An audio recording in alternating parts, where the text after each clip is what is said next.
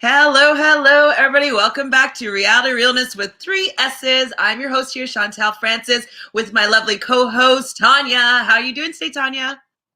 I'm great. How are you doing today? I'm great as well. Already mentioned, or you mentioned that it's gorgeous out. It is super nice. The air just smells so crisp and fresh, but it doesn't have any like frostiness in it. It's just fresh. Yeah, I love this kind of weather. And it just makes me Feels nice. believe that summer is actually coming and maybe we'll be out of our house soon. Genuinely looking forward to being able to, at the very least, be in a park or a green space comfortably temperature wise and not feel like I have to just go to work and then come here and never do anything else. We need to get out there soon. I'm hopeful. This brings me renewed sense of energy. Spring is coming for real. Spring is coming, and the groundhog saw its shadow, or didn't. I don't know which one means what, but it said spring was soon, whatever it means. Even though I don't know how much I believe in that, but I like superstition, so I will go with it. If this is your first time on Reality Realness, well then welcome. We are very lucky and happy to have you. Please make sure you subscribe down over there. We're just trying to get to 1,000 subscribers and we can't do it without you. And also join us in the chat because we love having discussions, especially the discussions that we've been having recently. Surrounds this season, Matt James' season of The Bachelor. Season 25, this is episode 9 we're going to be talking about today. But first, lots is going down, as usual, in Bachelor Nation. Yes. So you brought it to my attention a few days ago that NOLAN, she was on Nick's season. Yes, that's right, of The Bachelor. She also was on Bachelor in Paradise, where she met, what was his name? I like them together. Derek. Thank you. He looks like, what's his name from The Office? Yeah, he does look like John Krasinski. He does. I love them together. Anyway, so she was on that with them, and then they broke up, and now I believe that she's dating someone that's out of Bachelor Nation. She's probably most notable for always bringing up emotional intelligence. And even more recently, she's been somebody that has had a lot of opinions with how the white people that have maybe said some off-color, off-side remarks on how they apologize and their apologies. She's been very highly critical of how people are meant to apologize and whatnot. And then you gave me the news. So what did you tell me? So I believe this was on Monday.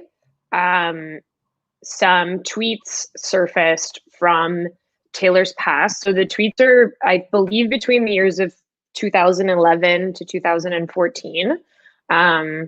So a wide range of time that we're spanning here. And the tweets, I mean, it's just a trigger warning for anyone. If you haven't read the tweets and you're planning on looking it up, these are really, really aggressive and super, super offensive, really horrifying tweets to read.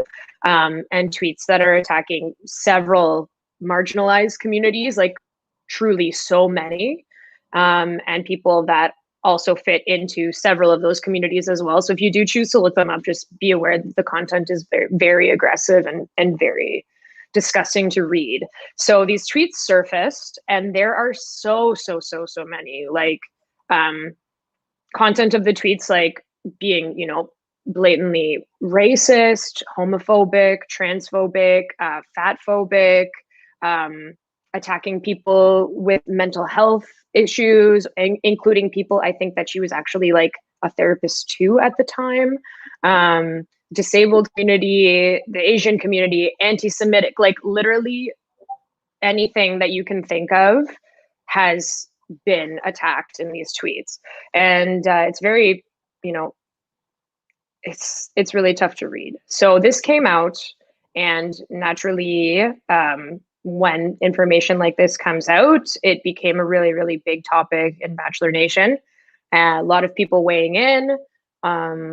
And she has since released several apologies based on everything. But essentially, this all blew up on Monday, and the fallout has all been happening since then. And yeah, it's shocking, and it's really I don't even know what to say. Like, my heart really goes out to anybody who read these tweets and was re-traumatized by that. And it brings them to a place where they see this and that they're currently being attacked. As of today, I'm pretty sure the tweets are still up. I really think that they should be deleted at this point in time. But yeah, that's where we're at. And everything under the sun that you can think of in regards to how this situation is being unpacked is happening online right now. So I'm just going to pull up. I haven't watched it yet, so hopefully it has the content that we want to see. Entertainment Tonight has a little segment about it, so I'm just going to watch it in real time with all you guys and see what went down. Ooh, sorry. Bachelor alum Taylor Nolan is apologizing for offensive tweets from her past. I know that I have said highly problematic, highly hurtful things in the past. I am incredibly aware of that. How do you think I got to doing the work that I do today? The tweets, which were published in 2011 and 2012, include insults against minority groups, as well as homophobic and fatphobic slurs. Now, at 27 years old, Taylor is speaking out about the controversy in a lengthy video posted to her Instagram TV on Sunday, directly apologizing to people of color whom she's hurt. To my BIPOC community who is hurt by these things, I am sorry. I know that they were wrong then, I know that they are wrong now, and I sincerely hope that you do see all of the work that I do today. That if you're someone that's here on my page because of the work that you see me do today, I hope that seeing these tweets lets you know that I've done the work, that I continuously do the work. Taylor begins the video by sharing her backstory on why she felt those sentiments. From the time I was in 6th grade to the time that I was about to graduate from graduate school, I hated myself. I hated the blackness that was in me because of the racism I received, I experienced, because of the white supremacy that I was raised in. I was trying to protect myself by being as close to whiteness because white was right. Because my blackness was what I was told was wrong. Because my blackness is what I was told made me ugly, made me unworthy. The mental health counselor also says she knew those tweets existed on her page and intentionally never deleted them. And I never deleted those things because that was my truth. I don't ever want to hold myself back from being able to learn about things, right? From being able to show that process. Taylor also calls out fellow Bachelor alums Hannah Brown, Demi Burnett, and Rachel Kirkconnell, who have all dealt with racist scandals of their own. But Taylor says there's a difference. I know that what folks want me to feel in this is shame, is that I'm like a Hannah Brown, like I'm like a Demi, like I'm like a Rachel. And I want to be clear here that those things were wrong. Those tweets were wrong. Those tweets were hurtful. A major difference in that is I've been doing this work. I'm not going to come on here and be like, I'm going to do better. I've been doing better. In addition to Taylor's video, she also shared a message in the caption, asking fans to consider giving her grace, quote, for the work I've been doing the last 10 years and currently to unpack internalized racism and fight against things like fatphobia and white supremacy. The picture was from 2018 at an Old South antebellum party. That's not a good look. It's not a good look. No, it's not a good. Well, Rachel, is it a good look in 2018 or is it not a good look in 2021? This all comes in the wake of Chris Harrison's controversy. Full-time host has stepped aside from the show after defending Rachel Kirkconnell. It's a topic Taylor has been covering extensively on her own social media. 50 million people did that in 2018 between, you know, it's like that was a type of party that a lot of people went to. My brain short circuits this entire interview because the fact that none of these people even would have thought that is part of why it's the problem. Yes. Like, that is literally the problem here, Chris, is that nobody going to those is saying anything about how, actually, wait a second, this is kind of up that we're here. Whoa, whoa, whoa, whoa, whoa, whoa. I actually have quite a bit to say. Yeah. Okay, just off the bat, there was something that I did hear within her. How she came across, she was heated. She was probably like, you know, in just defense mode. Like, you know, I don't think that she took time to, you know, mull over what she was going to say. So it was a very emotionally charged response. But I do agree with her that she was probably living in, like, trying to live as a white person. That's the views that she was having at that time. So I know that she didn't come across great at all, but I can see her wanting to fit into the white supremacy kind of culture on how she was behaving in that toxic manner. So I don't condone it, but I can understand maybe her wanting to feel accepted by making herself the other, the supreme, the better in those situations. So I can agree with her that it is a potential that she is a victim of circumstances and a victim of not wanting to live in her skin. And I don't think that it came out very well, but I will give her a little bit of grace that a 17-year-old girl might not have chosen the best words when she was trying to show up as somebody other than herself. Mm-hmm. I mean, for sure, like, internalized racism is part of what she's unpacking. I think the problem, though, is just the volume and the amount of hate that is being directed. Like, I don't want to, you know, invalidate her lived experience as someone who's biracial and obviously is dealing with a lot of internalized racism and biases. It's clear by the tweets, this is coming from someone who's very angry, very, very angry, because you don't tweet that casually by any means. You don't attack the people that you've attacked unless you're intending to do so in the way that she did, because make no means about it, like, the tweets are just like very cut and dry, like, not okay. So I think for sure there's that aspect that she's trying to explain, but then just like the general, like, condescending and like kind of like matter of factness that she's delivering it with, this, like, is very unsettling, I think. And she until her most recent, like, Instagram post apology that she did, wasn't actually directly apologizing to all of these different marginalized communities that she had affected, because it's just so much hate. It's so much hate. So it's not okay.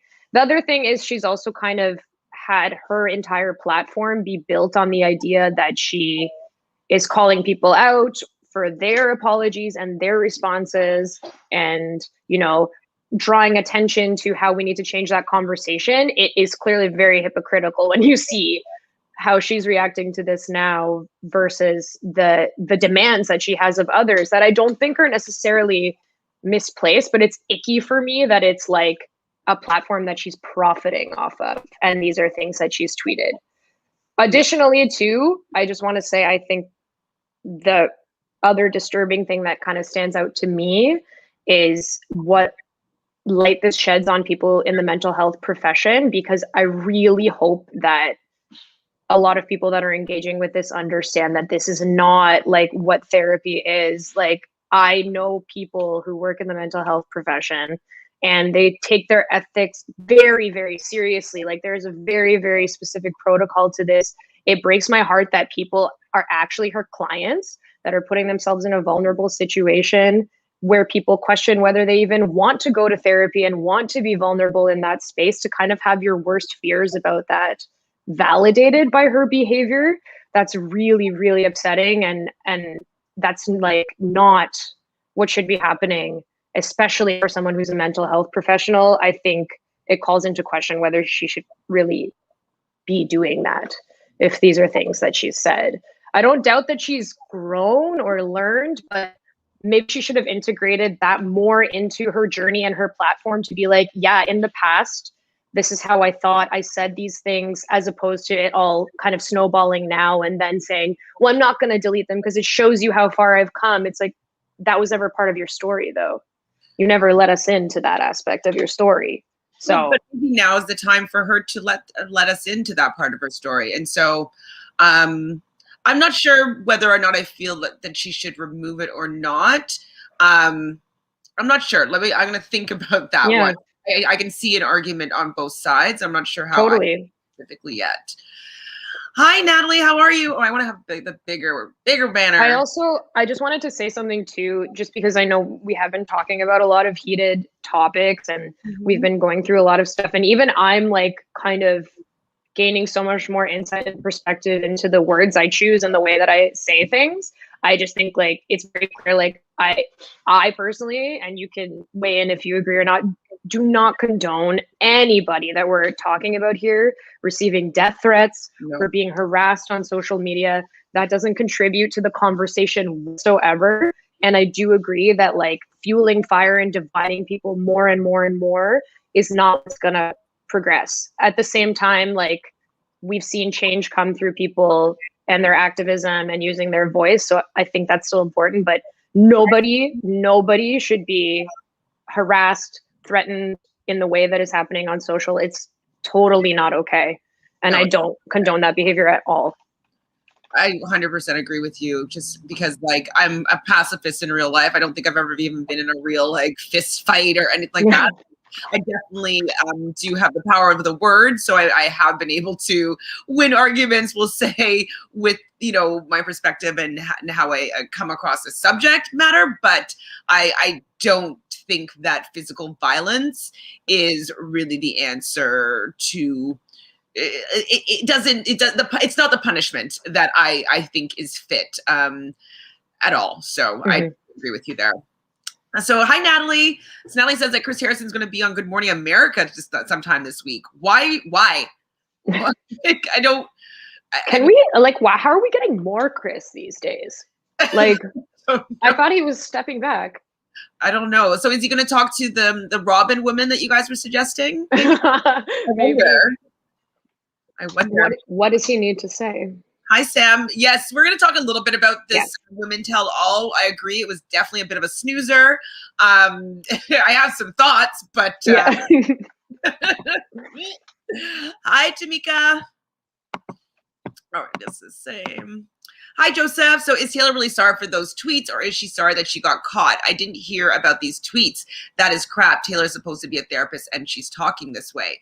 Now, there's tweets within the last 10 years. So I can definitely attest to things that I thought were appropriate posting 10 years ago are completely different now. And I'm realizing like, ooh, maybe I need to go scrub my social media because maybe my wording wasn't politically correct or whatever. And maybe whatever, but like, I can understand to not having the same views as 10 years ago now. So, but I think the way that she responded is what people are not giving her any grace, you know, or forgiveness for, is that she seemed unapologetic really, and just like making a statement just to make a statement, which is unfortunate because I think that she was just panicking, to be honest. To be honest, like I think to what you're saying, like where it's like, oh my God, things that I've said in the past, or like, oh my, if I really think about it, you know, there's a lot of stuff that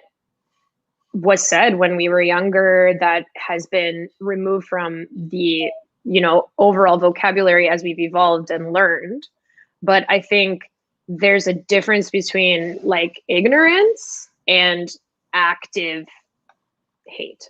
Like, I think that's why, like, I do think like just to not be like hypocritical, like if we are going to, you know, hold all of the other racist things that we've seen come to light in this franchise happen, these are far and away, like, not to weigh things out, but like these are probably the worst things that I've seen come out because they're directly attacking people and communities. So I think there's that ignorance piece, and like that's also not great, but it's coming from a place of ignorance versus this like feels like very like aggressive and hateful. And I think that's what I'm really like struggling with, like even understanding what happens now, because it's not good, right? Mm-hmm. Now, okay, I'm not condoning anything that Taylor has done, No, at all. But I do wonder if this all surfaced to take away a little bit of the heat that Rachel has been under.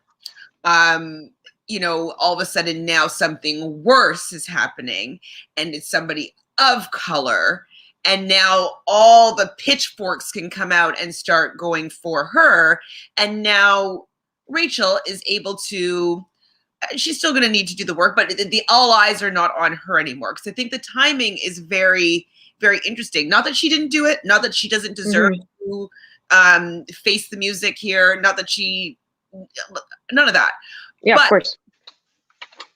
I just find it really interesting the timing of finding these tweets are as soon as like this privileged white woman is coming under fire. No doubt the people that are going into either person's history are intending to dig for information for the reason of like finding things to expose them on. Like, I think the intention for anyone on either side, in the same way that, you know, who do you think was going to find Rachel Kirkconnell's stuff? Obviously, people with the intention of finding something that they can bring to light in that way. The same applies for Taylor. And that is like super problematic too. Like, I don't think that we should necessarily be doing that, but it doesn't take away from the impact of the stuff that then came out, right? Like, it's messed up that people are digging into people's history and like trying to like, you know, expose everyone. I think that's done with negative intention, but then those things then come to light still does affect so many other people. And that's like, they can simultaneously exist, you know? I agree. It's an interesting timing. Like, it seems like everyone's trying to find something on the people that they dislike, basically. Yeah. And that's what just is just a little bit frustrating about all these new allegations coming out. It's just kind of, it's just icky. I don't really like it. I think it needs to come to the surface because we need to have these conversations, but the intentions of finding it is icky. And I don't know. It's just icky, smarmy.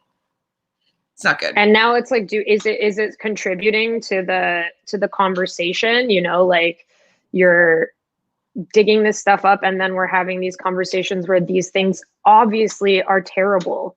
And like, it doesn't take, you know, any understanding to get that. It's very cut and dry. And I'm just wondering how much this is like really creating any type of progress in conversation. But it is, but it also isn't. It's like, it's very volatile. Hi, Ross. So Ross says it's the shirt for me, manipulation. Now, she must have intentionally worn that shirt.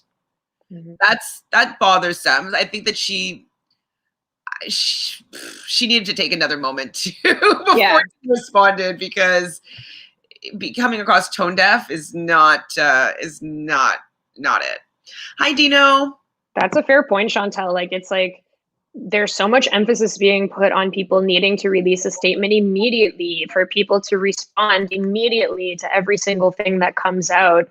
Sometimes it's actually better, and I can maybe even give this grace to Rachel Kirkconnell, to wait till you have more perspective to say something instead of just reacting and saying something right away. That's not going to help the conversation move forward. Like, I think there's this emphasis like, oh my God, something bad happened. That person needs to speak right away. We need to hear everybody's response. And I don't think that that's helping in any way. No, because it just makes people more angry, and then you have something else to apologize for.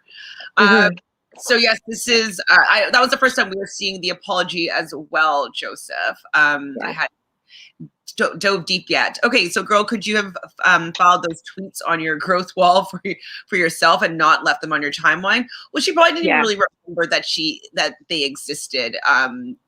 When they were pulled up, he's like, probably like, oh my gosh. But I don't know if she's gone through and been like, yeah, you can stay. Like, I don't think that she's taken a look back to see what she said. But I also think that she didn't feel like she needed to go and scrub her social media. So I think she's coming from the place where like people like when stuff comes out, people are like, well, you can like just delete it and then not own up to the fact that it happened. So I get that. Like she's being like, well, they did happen and they're there. So I'm not going to deny that they're there. But I think because they're so horrible at this point, like anybody can go read them and like be hurt by them. So I think they shouldn't be like still out there because screenshots exist. People have the receipts, I'm sure. Tweets. If you want a file of your tweets, we can get those over to you. So you can remove them just so you don't harm any other people that are looking at them. So yeah, maybe that's how I feel, is that I don't like when people necessarily hide comments and like because own up to it. Seeing like comments like say like someone was commenting on this thing, sometimes I'm questioning like, well, we do want to see people's perspectives here and like the responses and the conversation that happens in comment sections.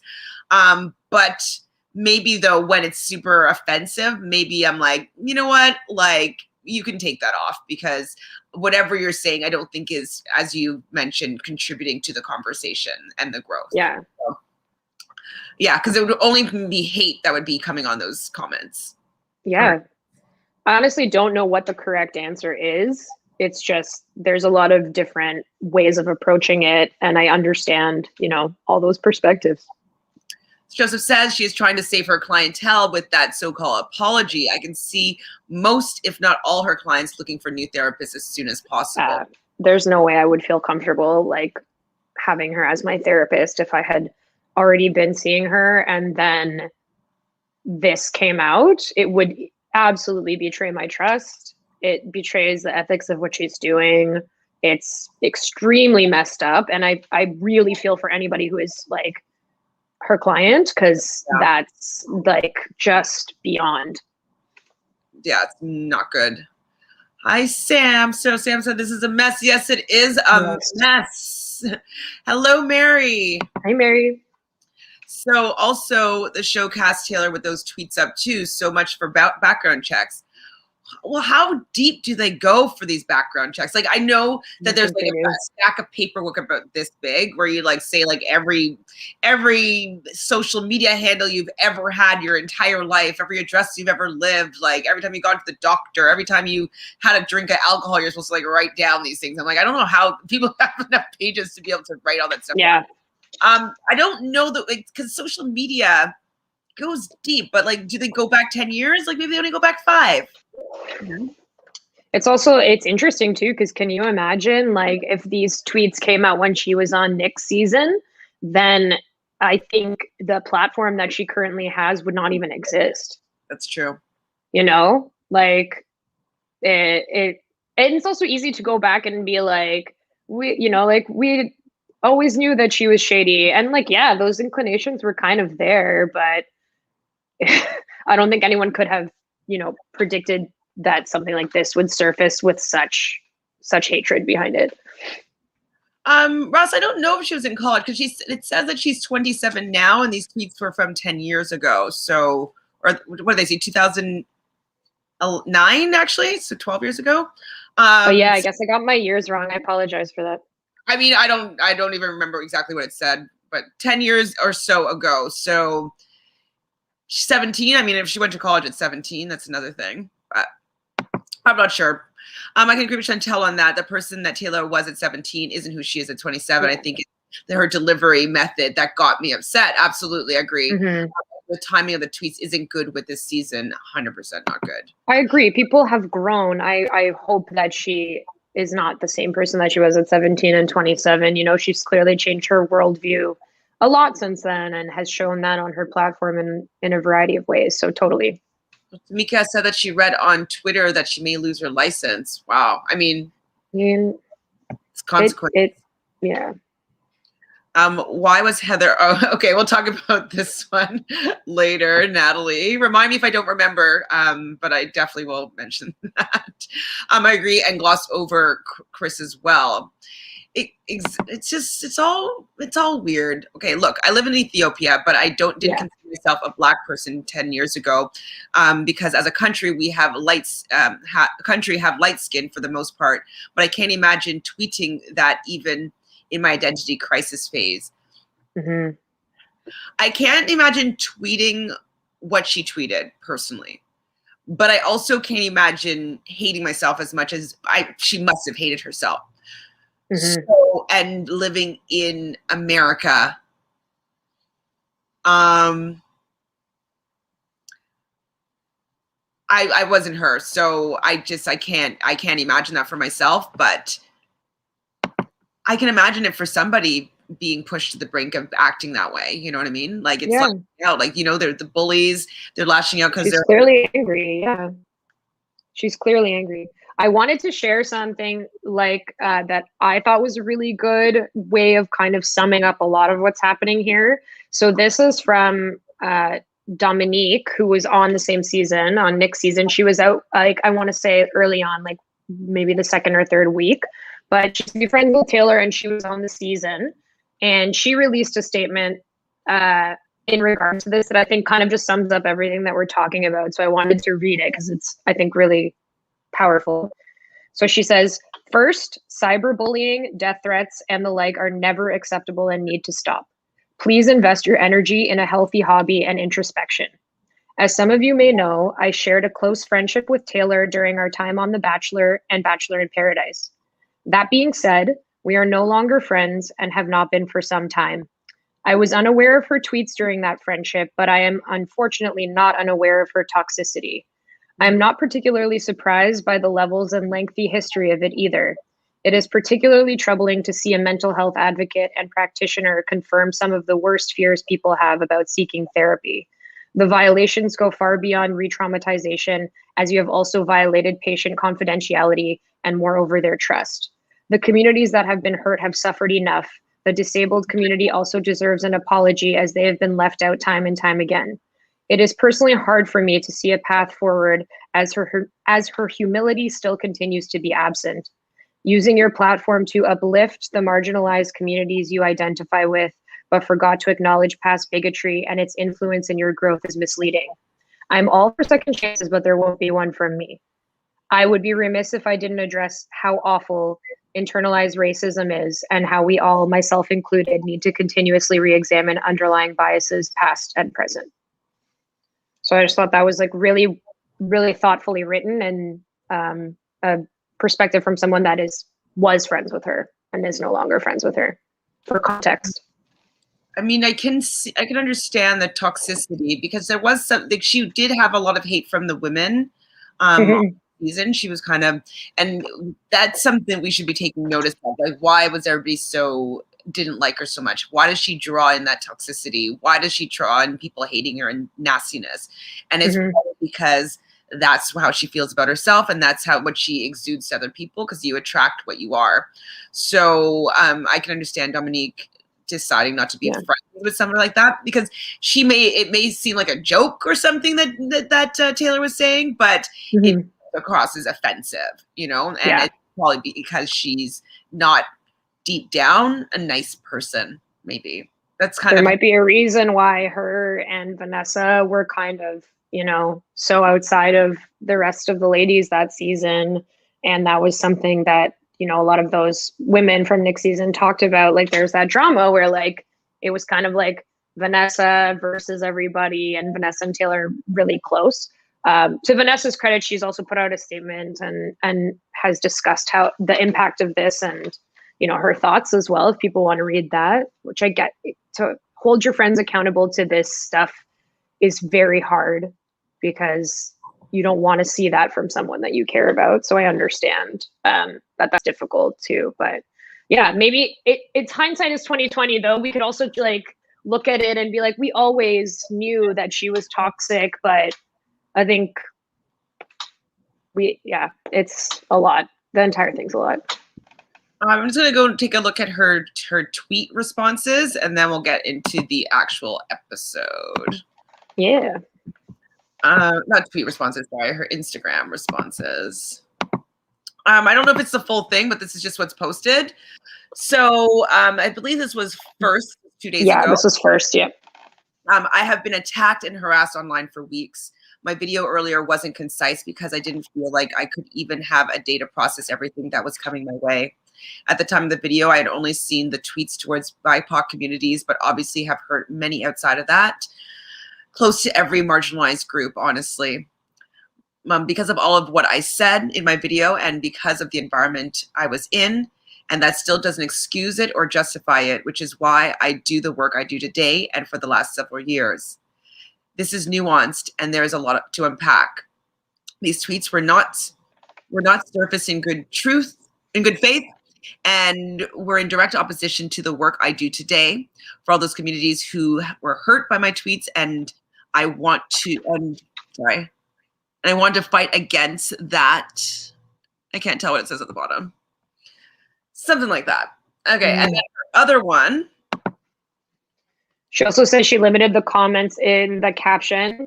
If everyone didn't see of the other one, she said she limited the comments or suspended the comments because she was receiving death threats.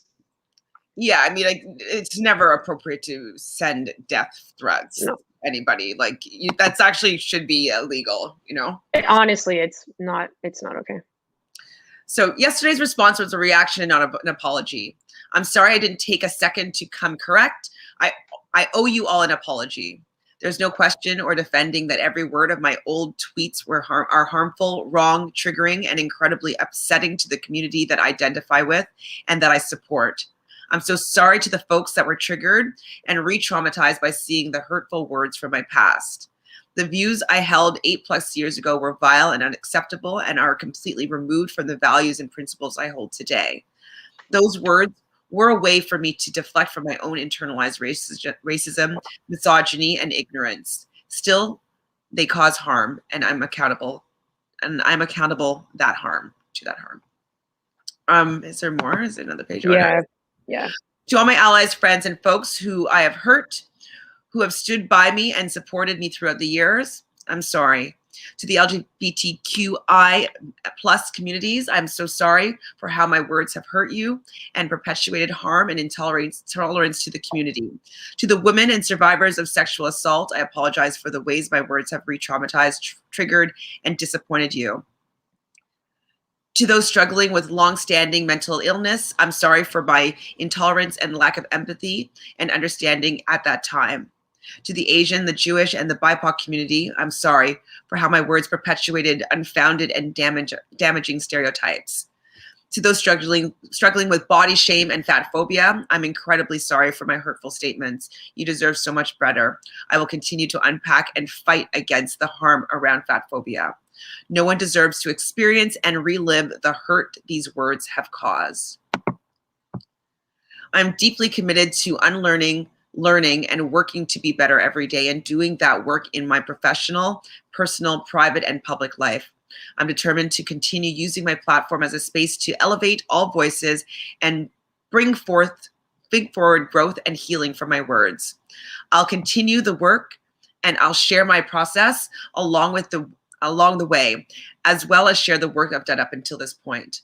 Again, I'm sorry. I may not have stood with you then, but I will continue to stand with you today. I mean, I think it's a good apology. What did you think about it? I mean, I feel like now I'm at a point where I'm like, I don't even understand how to unpack these apology statements. I think it's good that she addressed a lot of the specific communities that she hurt in that apology. I'm glad she got there. The previous ones leading up to it, or like even the clip that we saw and everything, I'm kind of struggling with, but like I honestly don't really know how I feel. Like, I do believe that, you know, we should have compassion for people, and I do believe that that's more powerful than negativity, but I would be lying if I said like I have an easy time just like being like, okay, let's see what she does going forward. It just makes me question everything about like what I've seen of her online. So I'm just struggling with that, honestly. Fair. And I mean, I totally agree with like another like apology. Like, does she believe Right? it? Like, it's kind of like not eye roll actually, but not to minimize. But yeah, but it's kind of like it's tedious to have all these things come up and then to be questioning people's integrity before and after and kind of have to go through that and see like how you feel. So yeah, I totally agree with you. I do feel though, I feel better about her now that she's released this statement, because I think she looked back and looked like, oh my God, I can't believe how I came across, like, especially when I was just reacting in that moment. And I do feel that she's apologetic. I don't feel like what she's saying was performative. And I do feel that she opening the doors to her growth would be a really great step for everybody moving forward, because we don't realize how much internalized racism there are within already marginalized communities. And so, not that I want her to be receiving all this negative, super negative, hateful stuff, but it will be a learning experience more so for even someone like me to see like, oh my God, like what have I internalized and how have I maybe projected that into the world? So I'm interested in seeing her growth, because I think that she will actually be transparent about it, as opposed to a well-positioned book on a dashboard. Yeah, I hope she is. I hope she is. I could actually potentially be very powerful if she chooses to kind of, you know, shine a light on that growth and people can kind of see like a positive change. I think the statement that I made like last week in regards to Rachel Kirkconnell's like video and everything still applies also to Taylor too, where it's like, it's also perfectly reasonable for people to not have that forgiveness for her, to need more time, to, you know, like not immediately be like, I forgive you. Like, I think that also still applies. Like Dominique said, I'm not going to be friends with this person and I'm not going to have that, you know, connection with her going forward. That's also perfectly valid. So same thing applies here. Like for some people, they're going to need time and they're going to need definitive action and they're going to need to see more from her. So that's totally valid. Yeah, I am actually interested as the social anthropologist in me to see how she grows. I do think that she will be transparent about it. That's something that I do believe that she will honor that part of her statement. I have faith that a lot of people that look like her will be able to understand maybe some of where they've been similar. Like I know a lot of people that are white passing that have been really horrible, you know, and like it's something that people don't really talk about, like the people that don't look black or don't look a certain way, that they're white passing and how they're able to live in the world. And if they came into the public eye and maybe they shifted, changed, and grows, and then all like how they were thinking before when they were trying to deny who they were comes up, I think a lot of people will be able to relate to Taylor and learn from her. So here's to growth and change and yeah. I hope that for her. I do. I really do. Yeah. Because like I think though with this too, like since Dominique was saying that she doesn't want to be friends with her because she's a toxic person, she might actually realize where this toxicity actually is and like do even more of the work that she's claimed to have done. Because Dominique's not being friends with her and like she wasn't able to get along with the women and all that stuff. Like there's still stuff going on within her that hasn't been fully addressed. And so now is probably gonna be the time for her to actually unpack what has made her be so toxic in her past and, you know, in some ways in her present as well. So agree. Very, very interested to see her growth. But, you know, the main topic of this hour is supposed to be the Women Tell All. Over your overall thoughts of the Women Tell All. I felt so weird I think it was the combo of Chris being there, which I know they filmed it. Like, I know they filmed it before. I also know, like, the Women Tell All is probably the most Chris Harrison featured episode of any season. So I don't think it's possible to, like, you know, cut him out of this episode when it all hinges on him asking questions of people. Like, he never gets more screen time than he does on Women Tell All and After the Final Rose. But I think just like the discrepancy between like what we've all experienced and knowing that Chris has stepped aside now and then like seeing him felt so strange. Like I felt like I was in like some kind of fun house that was compounded with there being no audience too. So I was like, the entire energy of it felt so odd to me. And that was like just with me the entire viewing. I was like, what's happening? Felt weird. Well, I guess I had a weird feeling as well because now I see the evil behind his eyes. You know what I mean? Like, yeah. always had a weird feeling about Chris Harrison, but like he's just the staple of the show and someone that I've grown accustomed to being part of it, and that is the character that he's playing. But in that interview with Rachel, just like this evil behind the eyes was so glaring and like obvious that when I'm watching him talk to the women on the Women Tell All, I was like, the evil behind the eyes are there. Those nods are calculated. Like I'm just like, like it's like, don't believe him, guys. Get out. Right. Get out. It's like he has the mask on of like the Chris Harrison host Chris, but when he had the interview with Rachel, it's like we kind of saw the mask like slip away. And I think it's now really difficult to not view that when we see him in any setting, because it's just kind of like impossible to separate that really in knowing what we know now. So it's strange, but yeah.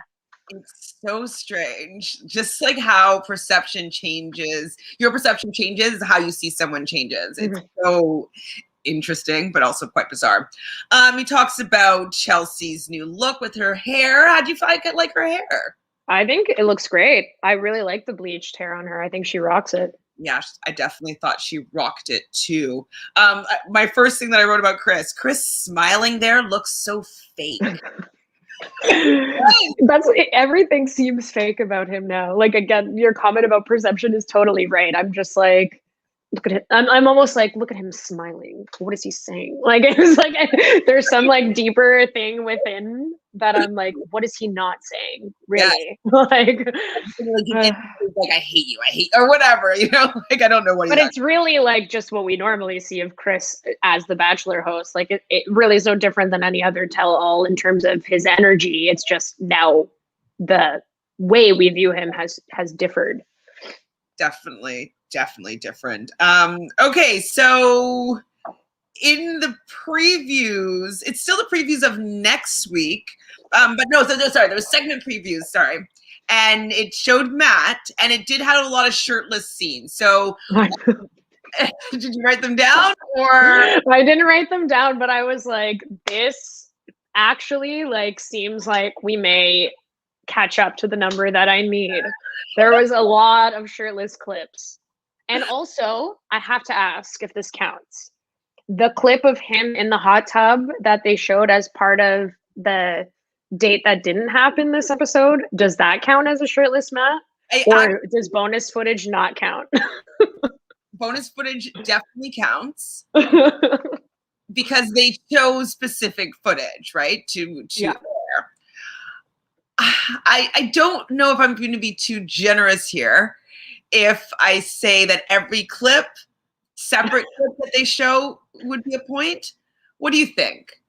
I think it's like segment like was one shirtless clip, and then the latter one, the bonus clippage is like the second one. I think it's that's interesting if we want to look at it that way, because like that may differ next week too. I think I'm leaning towards like if it's a scene where he's shirtless and it like cuts out to another scene and then cuts back to him and it's still that same scene where he's shirtless, I feel like that should just count as one shirtless thing. Agreed.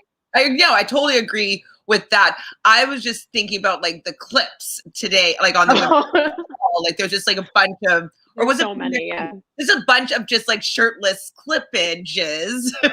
yeah. Would that whole segment of shirtless clips be one? That's what I kind of mean. That is a good question. I feel like it should almost kind of just count as one because it's like a clip show. So it's just like, I'd be willing to package it as like the Women Tell All Shirtless Matt journey was like these clips, as opposed to like he's working out scene, he's showering scene, he is on a date in the hot tub scene. Like those are all different scenes in my mind. Okay. So this is all arbitrary and ridiculous anyways. So whatever we decide. It would 2 then you'd get for the Women Tell All. Is that what we basically agree upon? Okay. I'll have to, you know, double check, but you could say that. We'll put a pin in that for now.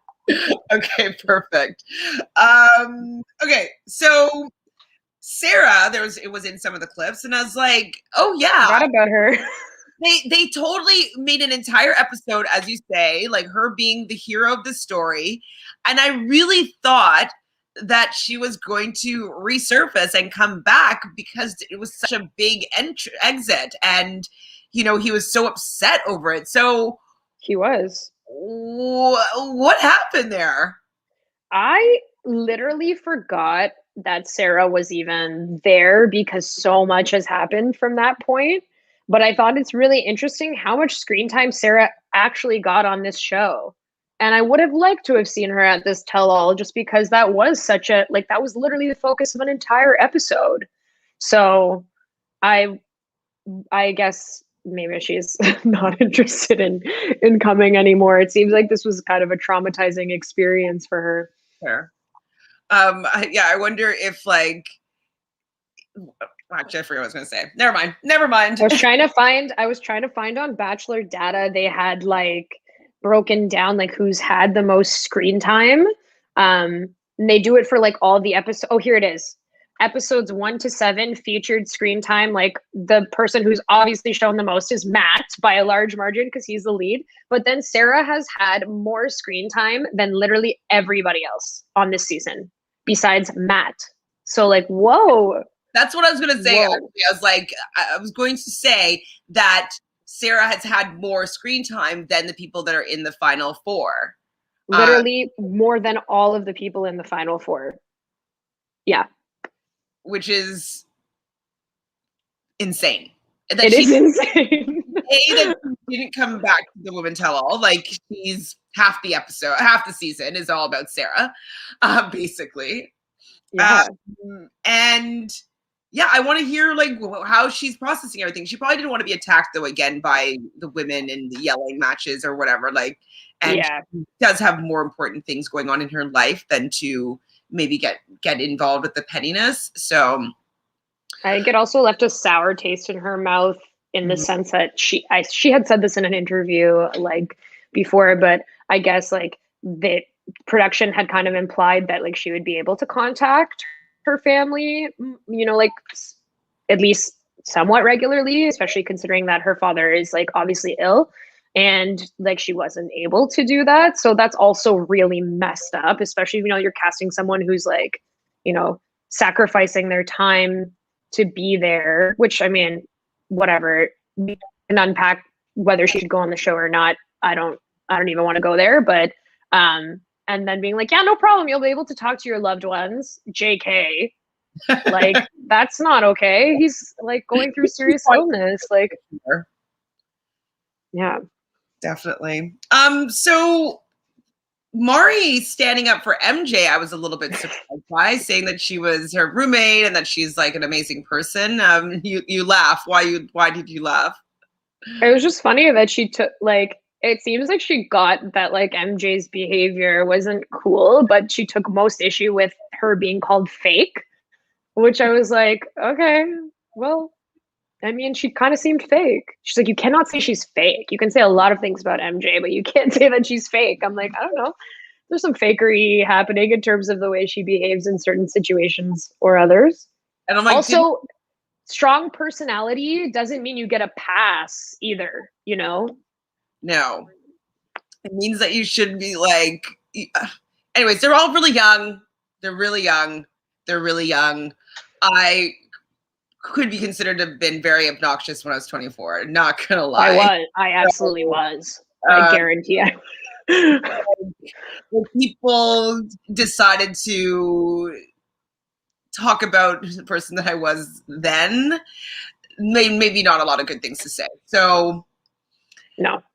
She's just not an adult yet. Like, she's still in her early 20s or so. Like, I don't even think she's 25 or 26 yet. So she's probably not the greatest human being. Most of them are probably. She also said, I mean, to give her credit, I don't know, because we didn't see it. She said that she did apologize and own it. I don't really know what that means, but it's possible that there was an apology that wasn't aired, just to give benefit of the doubt. What we saw was not that, but I don't know. Yeah, I mean, I don't really think that MJ comes across in her fight with Jasenia as a kind person. No. And that's where the fakeness is that she's saying that she's this kind person, and she was acting like a complete bitch to Jasenia.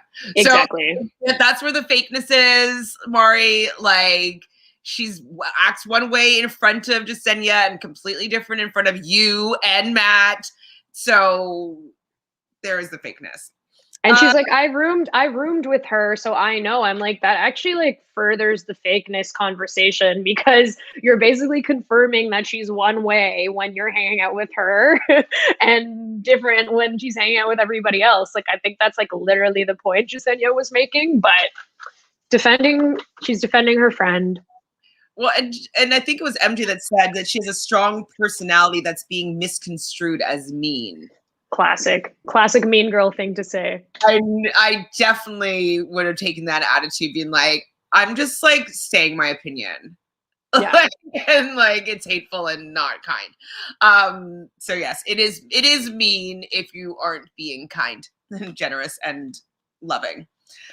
So okay. So this is the Victoria segment. She's lost. Like, she's so lost. She is beyond lost. Oh God. I wrote down, I'm like, Victoria is so strange. She's asking, who is it that she was attacking? Ryan. Yeah. Do you think that you're a sensitive person? Do you think that you're a super sensitive person though? Grade A gaslighting. Like, I know gaslighting gets thrown around a lot, but in this case, it's very applicable. She's completely like, she's gaslighting the fuck out of her. It's like, oh, you felt sad. Were you super sensitive though? It's like, pardon me, you called her a hoe. I just ignore it. And it's like, okay, I could probably ignore death threats as well, but when you're on a national television show and someone's saying something shitty about you to the person that you're trying to date, it's a little bit of a different scenario, Victoria. How do you not understand that? And her being like, I've been attacked. People have attacked me for my bra strap. That's not the same, babe. That's not the same. Well, yeah, you did. Like, and you also were and also those are people like outside, like on the internet, like in your whatever, like they're not someone standing face to face with you that's being a complete bitch about you to your boyfriend and to the other women that are around. So it's a lot different, but she's just a strange one. I'm not really sure how her brain works, to be honest. Honestly, women are coming for Katie. Like, I'm not really the biggest Katie stan. I liked how she was standing up in the beginning, but then I did feel a little bit that, you know, she was realizing that she's the women's champion, and that was the role that she was playing. And I thought that she did insert herself a few times where she didn't need to, you know, say something. But it could have been a nice little nudge from the producers for her to be like the champion of like bullying. But the women were just not generous with Katie at all. And I was surprised that Chelsea was pretty like, because remember there was a time where there was like a comment that Chelsea had made, and we were surprised Chelsea had said that. So we thought it was like a situation that like Chelsea couldn't be thinking this. But it seems as though some of the women that we didn't feel condoned the bullying behavior actually were standing by it and doubling down with their opposition to Katie. I was really, really surprised. I didn't like Chelsea's take on this in the sense that I don't want to take away from the fact that from what we've seen for Chelsea, it wasn't a toxic experience for her. I'm not taking away from the fact that I think she made a lot of friends, and as she's expressed, like she had fun while she was doing the show. But that doesn't mean that it's not toxic for others. Like clearly you have Ryan who's like, I've been called a hoe, like I've been called all this stuff, like you've attacked me on TV. That's toxic for that person. Like it's toxic for Brittany. It's toxic for a lot of people that were in there. So it's like, I don't think it's fair to be like, I don't understand, like you telling Matt is what made it toxic. It's like, whether you agree with that amplifying everything or setting everything into motion is one point, but like, just because you don't feel like it was toxic doesn't mean that it wasn't toxic. It was. Like, we witnessed it as viewers too. Like, it looked brutal, like what was happening every week on this show. And then even crazy. Kayla was saying that like she felt as though that Katie handled it incorrectly, and I was like, yeah, she handled it maybe incorrectly, and they wanted her to come to the women and say something, like, but that wouldn't have really gone over well because they have the group bullying mentality, and so if somebody has a difference of opinion, they go on the attack against that person and tell them that they're wrong. So yeah, I understand how it would be annoying for Katie to go and tattletale to the Bachelor about like stuff that should be handled internally with the group, but the group of women and the culture that had been cultivated wasn't an environment that was like, let's all kumbaya and talk about our issues that we have amongst one another in a civilized fashion and just get to the root of it. Like, that wasn't the environment that they were in. It wasn't a safe space to be honest about your feelings and opinions. And I'm sure the show was urging her to go to Matt with this information. So she might have complained several times to production, and the production's like, go to Matt. Maybe you should just take this time to mention something to Matt. Like, I'm sure that they forced her to take it up with him. So this show loves to like show, you know, people bullying each other and having the conversation be about the women's actions when they facilitate the bullying environment to begin with. So like, in a way, I understand there's going to be a lot of different reactions or ways that you handle that situation, but like the producers could have chosen to not do that. They're obviously choosing to do it for the drama. To like the fact that Sarah's on more of the season than anybody else, like kind of gives you an indication of what they prioritize showing. So exactly. So Brittany, I believe, was the first person to join Chris in the hot seat. I thought she looked gorgeous. And I felt for her because she was saying that she's forever going to be in association with her name being with what was said on The Bachelor. And she'll never be able to separate that from, like, anybody Googles her name now will be like, oh, she was part of this controversy. And so I thought it was pretty, I felt for her in this moment, and I didn't feel for Anna at all. And I didn't feel like Anna did any sort of reflection. And I really thought that she had a lot of time to respond to Brittany. Like if you said something and you got into this huge thing and you got kicked off a show for something you said to another one of the women, wouldn't you have found a way to contact them and be like, oh my God, I don't know why I said this, and just maybe even be like, this is who said this to, like, what happened, why I brought it up, how sorry you were. Like, there's no way that I would allow it to get to the women tell all before I would say something. Especially since Chicago is such a small town, apparently. teeny town. That killed me when she said that. I think Brittany handled this fantastically, and I really commend like her ability to just carry herself like so maturely, and I thought she articulated herself really well. Like, I really understand how this impacted her and hurt her, but I also believe that she was coming from a place where she accepted Anna's apology, understanding that like people make mistakes and, you know, we've done things that we wish we could take back. I thought that was very, very mature of her, especially because the apology was kind of like all over the place in terms of what Anna was offering. She didn't have to do that, but I think she really does want to move forward. And then she also even addressed and acknowledged for the community of sex workers who that is their occupation, that's not something that she's putting upon negatively towards them, and that they should not be, you know, treated any differently for their occupation. I just think she really touched on everything so beautifully. And I think this was actually a valuable segment in this episode. Personally, I think it facilitated a really good conversation towards like growth and, you know, healing.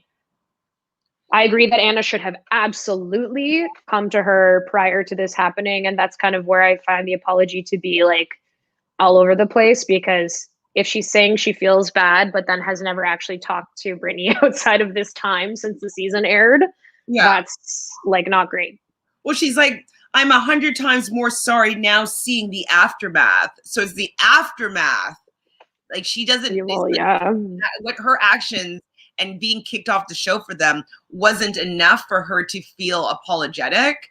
It was, oh my God, like people are saying that I'm a shitty person now. And then she's like, oh, I was insecure and I lashed out. It's like, no, you thought that you had the tea and you wanted to bring this person down a notch and you spilled the tea and you got kicked off the show for it. And people think that it was not the move. So now you have to apologize because, people are didn't like that. And look how much it affected Brittany. That's no bullshit, her reaction. Like, I genuinely feel for her. She was really harmed by this. This really hurt her and really impacted her life. Like, if you're just worried about the aftermath of that and not that you actually hurt somebody when you did that. But I think that Anna does get that she's wrong. I didn't love the vibe, I guess. I didn't love the energy of the way she was responding personally.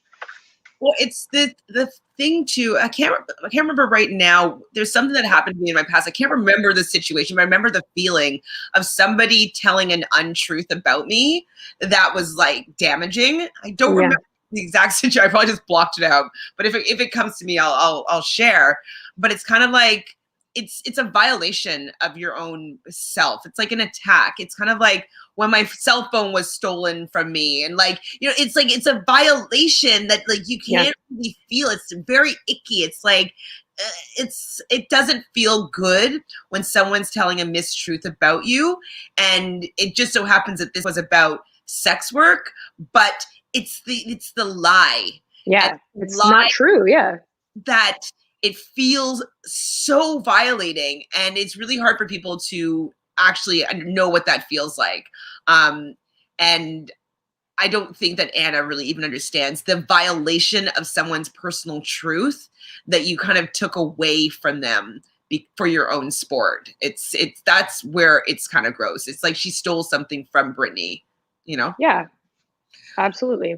So we have a new segment about the dates that never had, or clip segments from the dates. What about the What's in the Box date? Would you have enjoyed that date?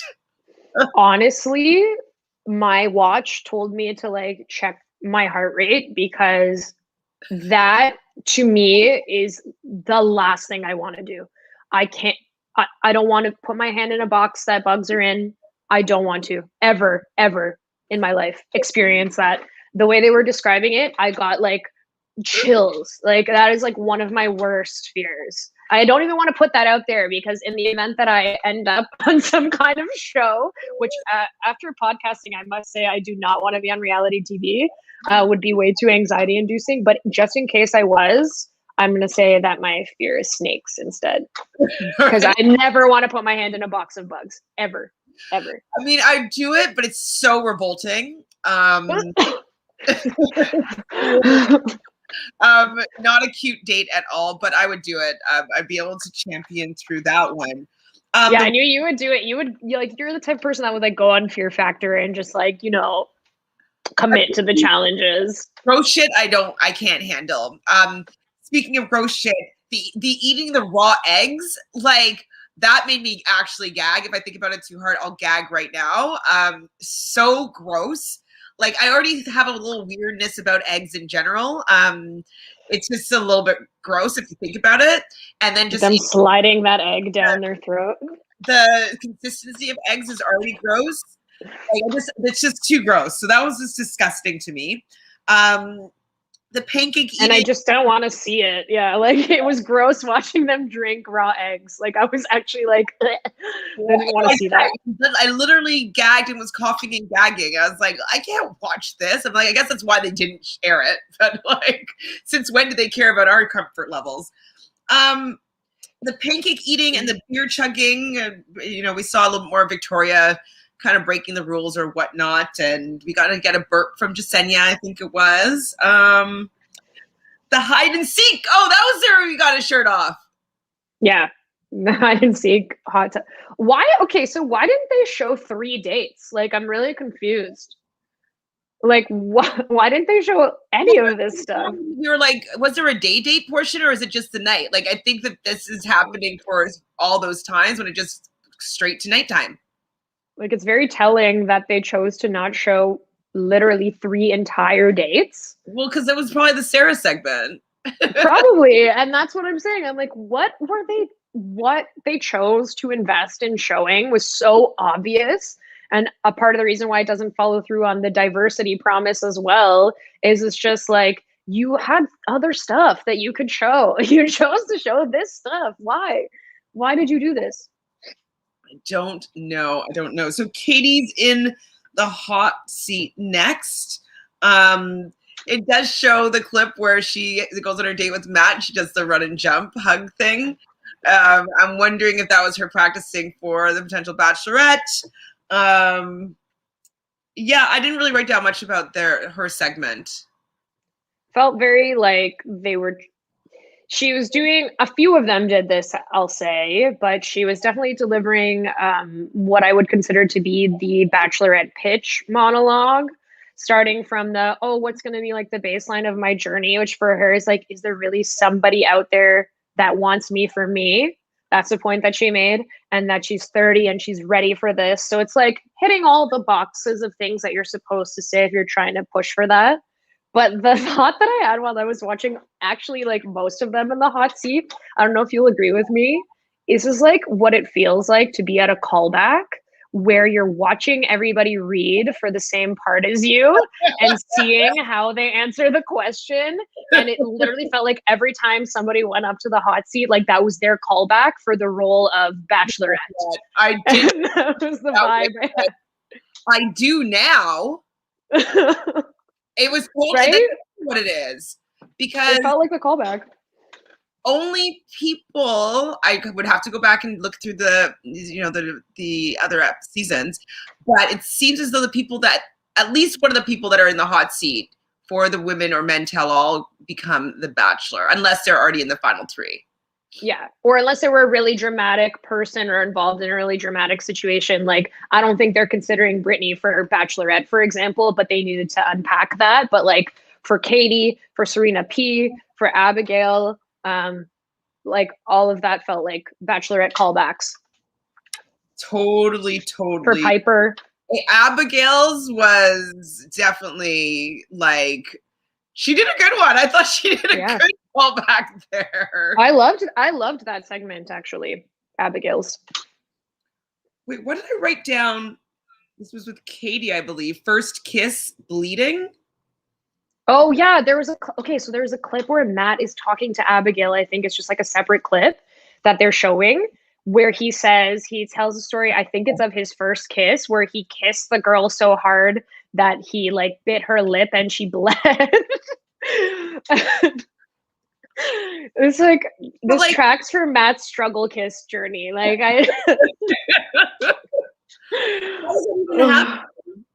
like, I don't know. Like, but like actually though, like think about how hard you'd have to bite something in order for it to pierce. Like a piece of meat you're chewing to tear it. Like, it takes a lot of force. Like, what was he doing? Maybe I have no idea. Racist. We'll say that that's the case. Like, oh Lord.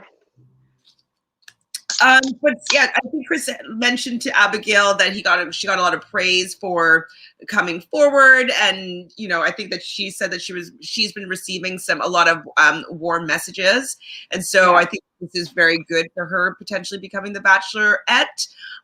What I was saying in the last few weeks is that, okay, yeah, I get the move for Katie, but with all that's happened after that, they need someone diverse, but I don't think that they're going to go black, or like ethnically diverse. So this would be more in alignment with appeasing many people, but also, keeping it somebody new, someone fresh with a different life experience. So I'm feeling as though Abigail is the one for Bachelorette. I don't think Katie. I would love that. I would love that. This segment was so great in terms of I'm grateful that she has shared, her experience. I really hope that the representation and having her there allows for more people that are like her to come on this show. And personally for me, I, based on my lack of own research, had not learned about the deaf community in that way, even understanding the difference between capital D deaf, and then her explaining where she kind of fits into that picture.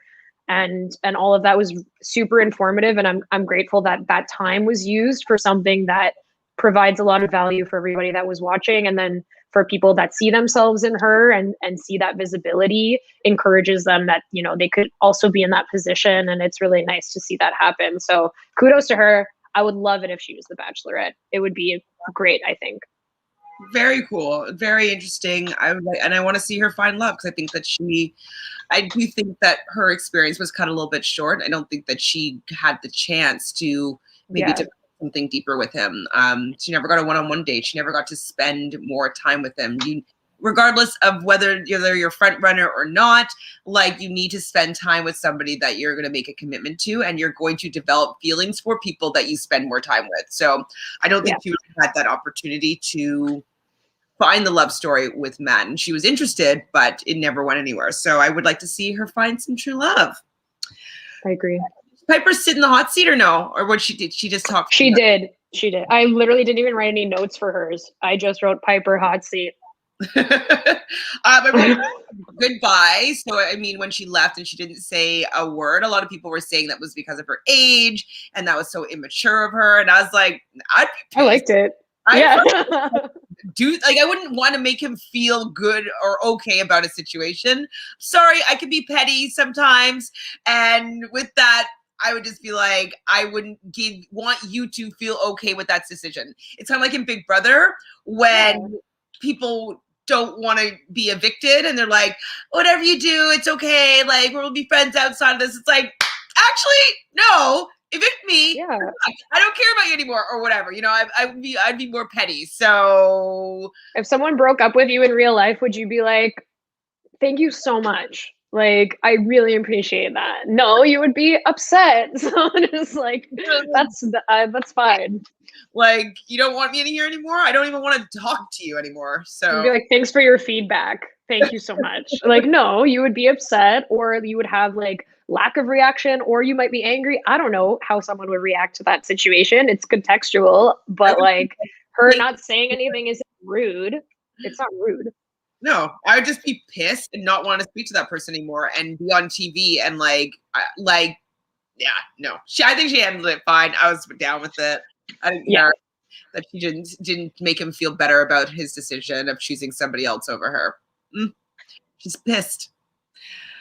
Serena P is also in the hot seat. And Chris Harrison was saying that there was times that he would look at them and feel like that she was the one. So we didn't fully see this. We could tell that he was definitely really into her, and she was really bubbly, smiley, giggly, and just a very warm person around him. So I can see how that could be misconstrued as them really getting along that well. But the fact that Chris was saying that, I was surprised that Chris was feeling that she was the front runner. Do you think he was just saying that because it was her segment time? I don't know. I guess it depends what we never saw beyond the dates that they got. Like we talked about last episode, was the first time that I personally had considered her to be a serious front runner. I considered her to make it to top 4. Absolutely. That tracked for it. But I didn't think that she was like his number 1 pick or even his number 2. So yeah, I don't really know. But he did take her on 2 dates. So True. maybe. I don't really know. Give her some, know that he's wants to see her and wants to spend time with like her. He clearly liked to be around her. He clearly enjoyed her company. So I was saying though that they looked in, I guess, the clips that they showed pretty happy together, but I think it's because she's just like really beautiful and she's a smiley person, and she has a light energy, like bubbly energy. And that's infectious. So the line though comes out again, like, I don't think you're my person, which is like, that must have been the most devastating thing to hear. I get that, because you don't really want someone to say like, you're okay, but you're not it. Even though he's so everybody else so far, like I'm giving him a little bit of grace here, because I kind of was like giving him a little bit of heck last week. But yes, I could see him being upset over somebody saying like, you're not my person. Especially I think it likes her so much. I agree. I think like it's valid that he would be upset that she wanted to leave. He really liked her, so that's okay. He's allowed to feel that way.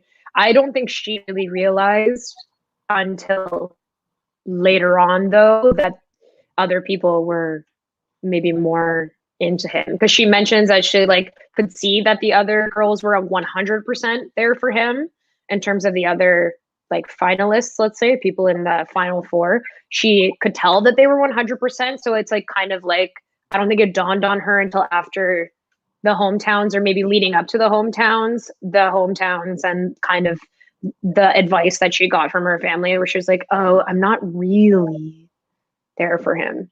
Not really. Yeah, I think that like, she's quite young as well. I'm sure if this happened and there wasn't a necessity of having a ring at the end and a proposal, like I could see them dating for sure. Yeah. But, and maybe they will still, because, spoiler alert, maybe rumor has it that Rachel and him broke up. So I don't know if that's true or not, who knows, but maybe it's an opportunity for them to just date now that the pressure of the ring is off. So we'll see. But I don't actually think that she's into him. I think that she was faking it for not to be lying, but like to be was put on. Yeah. I'm on a date with this person. I think she was just, enjoying herself, but I don't think that she was actually really there and into him at all. So the beard comes out, Matt James with the beard, and I should get points for calling his growth, and him, introspective wisdom, like is in him what provoked this beard. So I have to get there. Wisdom, beard, laughing my ass off, Chantele, because you called it. You really called it. I did, and I wrote down here, I was right. I was like, absolutely. That's all I wrote down about that. Victoria's apology, I put a big question mark beside it. I don't really want to give her any more airtime. I don't really care about her. Just give it a rest. She needs to just give it a rest. Yeah. We're done. Like, that's enough.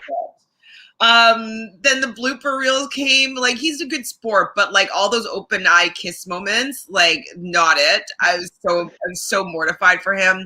The fact that he calls out Piper for saying like, you called me out on this, like you said it to me, and she's like, yeah. Like I opened my eyes, and I was like, oh. Like all the girls are like, oh my eyes, was like, oh. And he's like, I didn't know that wasn't a thing. I'm like, have you ever seen a movie, a TV show, people in real life kissing, anything ever? Like, what are you talking about? You must know that's not a thing. That is not a thing. It's not. Like a lack of awareness.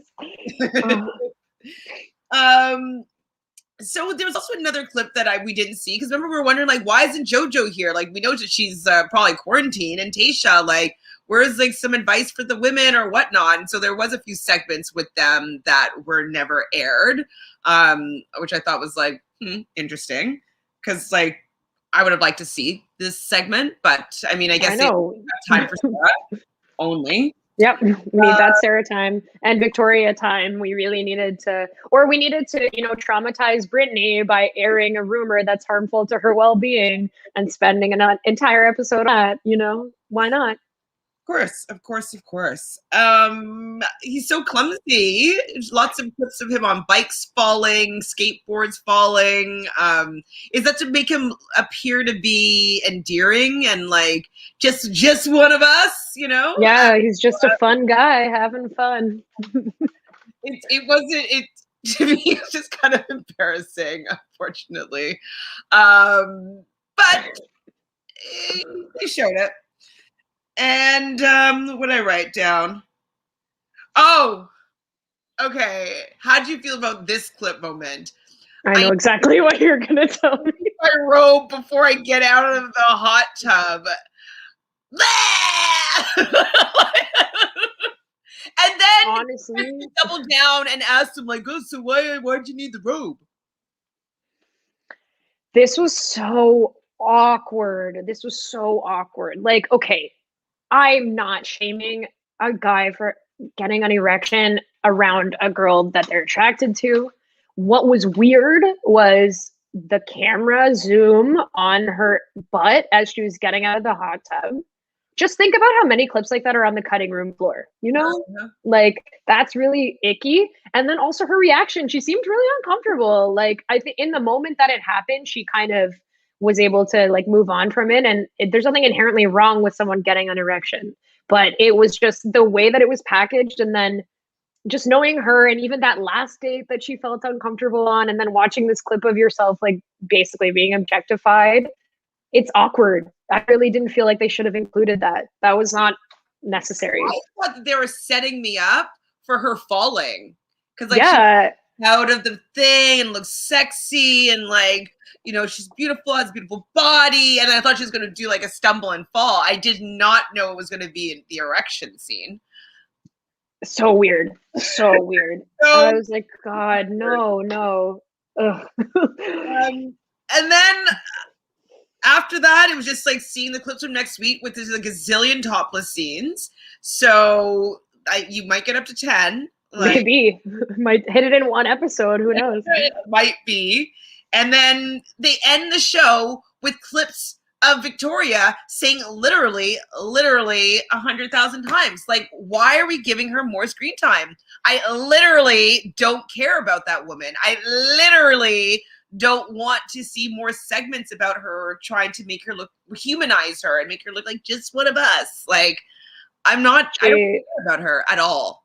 Literally has the third highest amount of screen time of anybody on this season. And I literally don't want to see her anymore.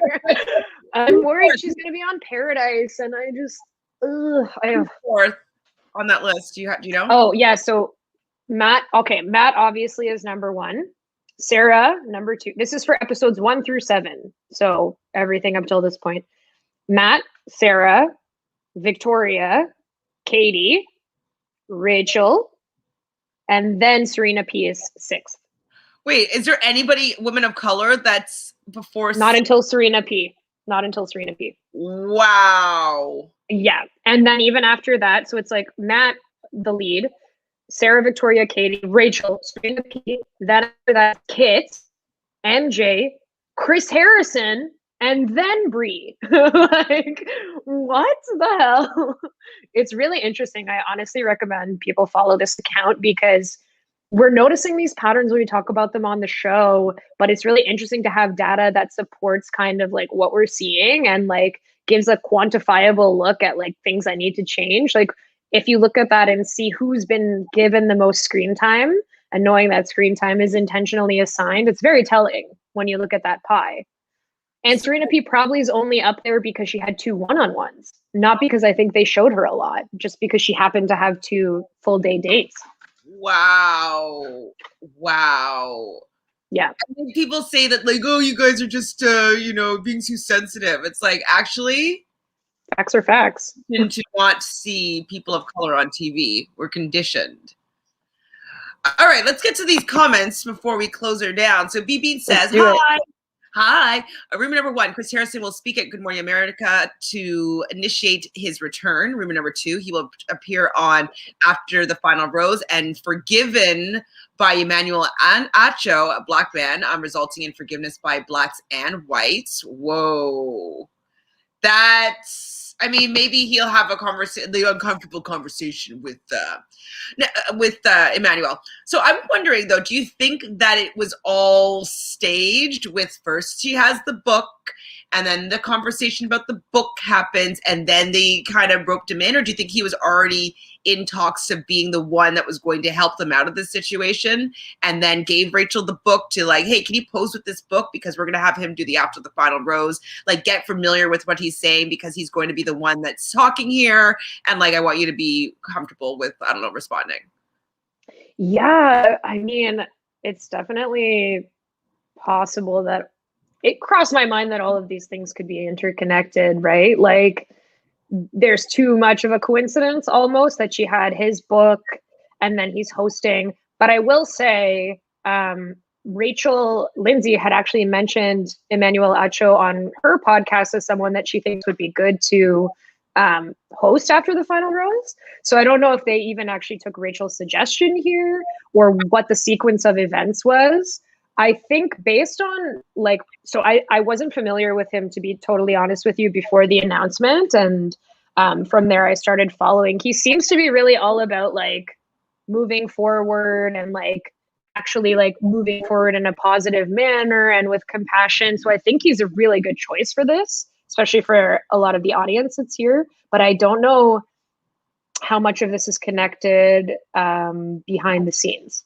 And for sure, yeah, exactly. I hope that because of his knowledge and the way that he's able to have these conversations, that he will actually like hold steady on what needs to happen and how we need to address this stuff in that special. As for Chris on GMA, it's definitely the start of an apology tour 2021. Like it's gotta be.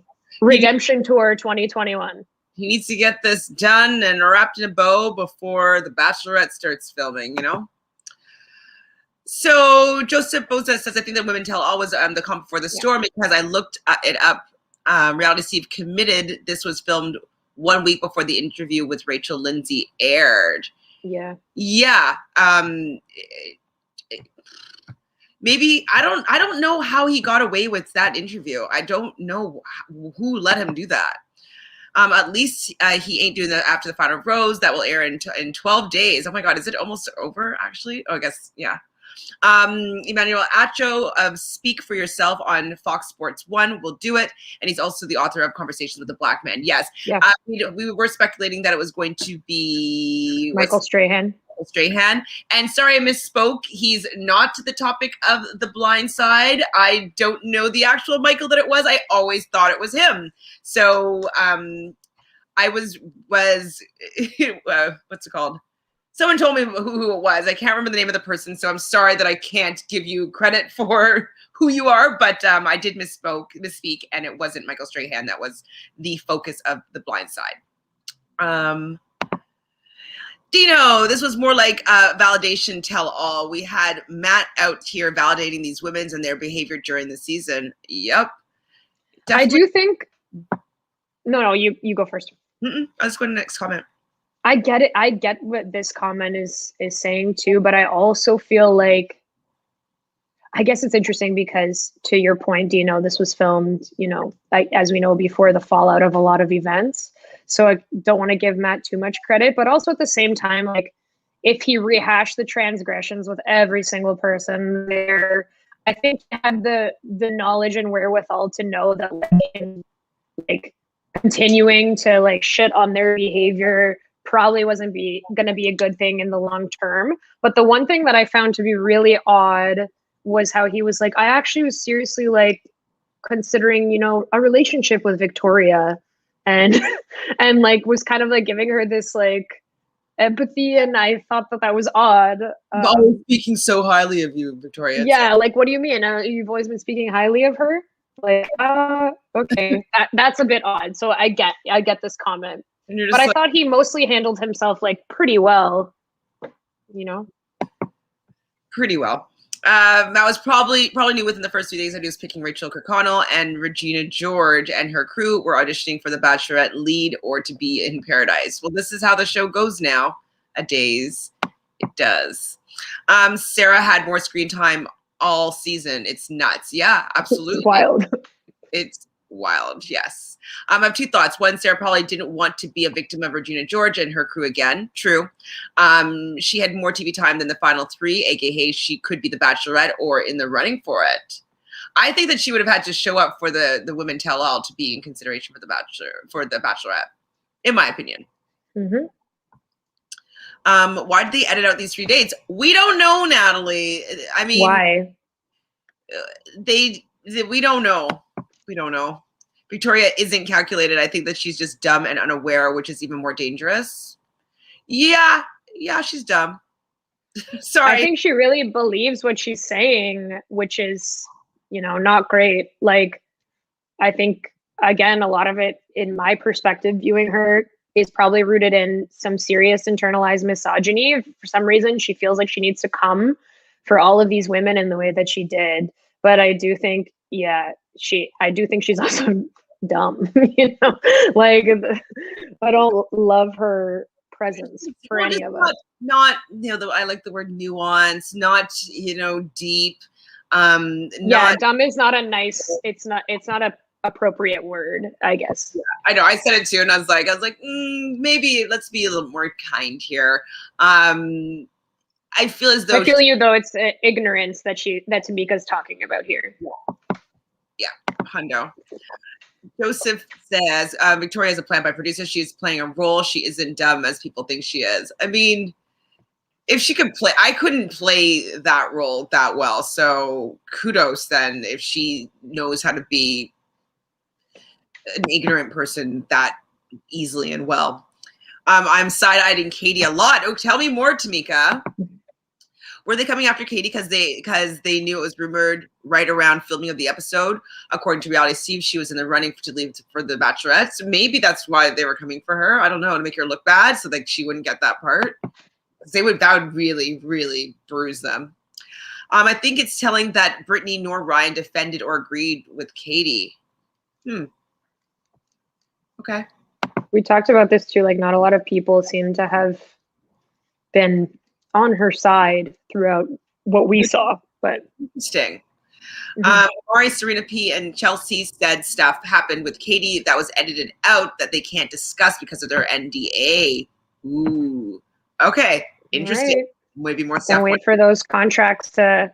We're gonna start hearing the tea from Peter's season, because I think their contracts expire. So we'll circle back once they're freed from the NDA and their contract to see what's actually happening, what behind the scenes tea they've got.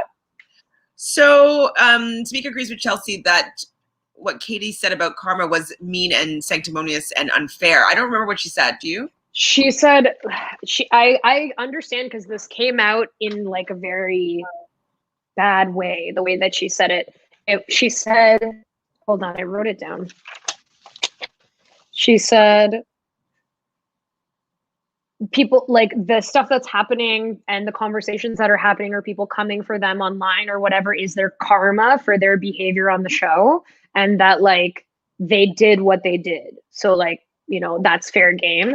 I think she's misusing the term karma here.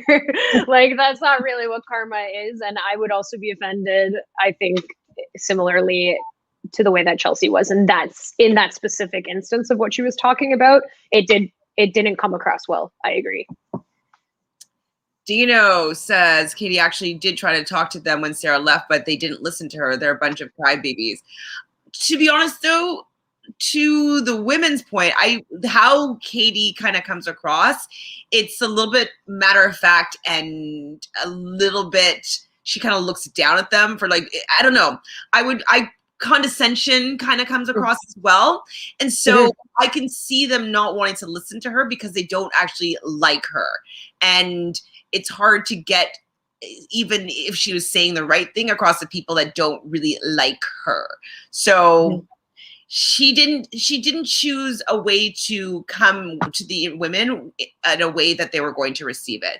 If she'd come in a way like, hey, like, I just talked to Sarah and, I learned a little bit more about her and I feel really badly for how we've treated her, blah, blah, blah. And I don't know, can I just ask everybody moving forward, maybe we could just be just a little more kind to her because she's going through a lot that I didn't know about and it's not my place to say anything more. Maybe if she just came across like that, the people wouldn't be like, nah, but like she kind of was like, I think we should just like, I don't know. It's just how her delivery wouldn't have made me want to, back down. It's also possible that she, can be doing the right thing or speaking up for the right things and for people to also still not like her. Like, those things can exist simultaneously, I feel. Mm-hmm. Chicago in a small town, it's a city with plenty of districts or parts of the city that people live in. Laugh my ass out. I was dying. Yeah, it's not a small town. Unfair particular to Chelsea, Bree, and Abigail, who got hate for edited facial expressions, but who were actually helping the new girls and Sarah, but were edited out for Katie the savior. Oh, man. How do you cut out 3 whole dates from a season for just drama and ugly? Or for drama, just ugly? They figured Regina George and her crew were more entertaining than Matt as the lead of The Bachelor. They really did. They really did. Like, the edited, the crying just seemed so fake. I didn't see, what was she crying? I don't remember. I'm not sure what this is in reference to. Abigail for Bachelorette, bing, agreed. 3 dates that were shown as filler clips because after the Harrison debacle, they had to do additional editing and cut the scenes that show the toxic interaction with BIPOC contestants. Ooh. But wouldn't some of those have come, wouldn't that have played out before Chris's stuff? Some of it? Like, I feel like some of those clips are from episodes that would have been before, but I could be wrong. But, like, they also aren't really telling the full story here, so maybe I don't know. I'm not sure. I don't know the method to their madness in the editing, really. Mm-hmm. I agree to Tamika's point, though. People were coming for when all the stuff started playing out, and suddenly everybody was like on this high, like pro Katie energy that was, like, I think, like, not really super warranted. In the same way that like standing anybody on these shows is kind of problematic because everyone's a person who's fallible and you're not always going to agree with everything they do. So it created this divide online where, like, even on Reddit, people were like, Chelsea laughed when this happened, so she's on the side of the mean girls, blah, blah, blah. Like, we can't look at that editing and be like, and know where everybody stood in that conversation. Like, come on. Yeah, we don't know what happened, and we do know that the editing can make people look whatever way that they want them to look. So exactly. It's really hard to say what actually went wrong.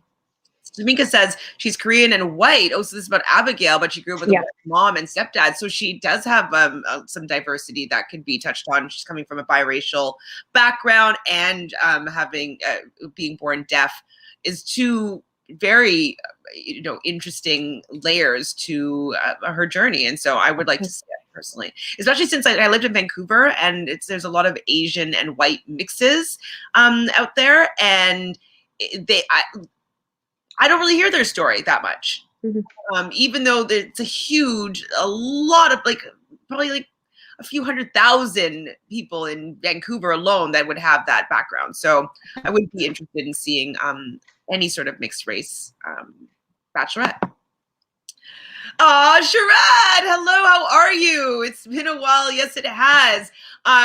Wink, 2 winks if it's because you were away. You just answer that. Oh, yes. Heather was there. Well, I forgot about. See, I ended up forgetting about her, and I remembered up until like. So I can actually prove.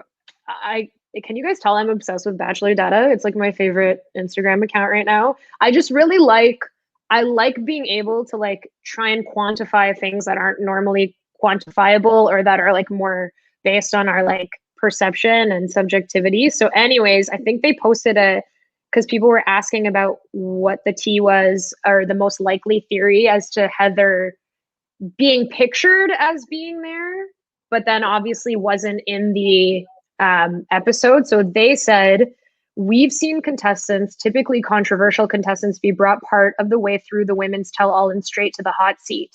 This was probably the case with Heather. She wasn't seated with the women at the beginning, where we see her in her chair totally missing from the promo shots. They brought her out for the hot seat segment towards the end of filming. After she joined the women, chair added for the remainder of the taping.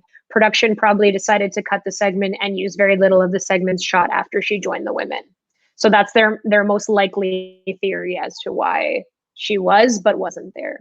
And I think I agree with that logic. Like that she actually had a segment that just was cut?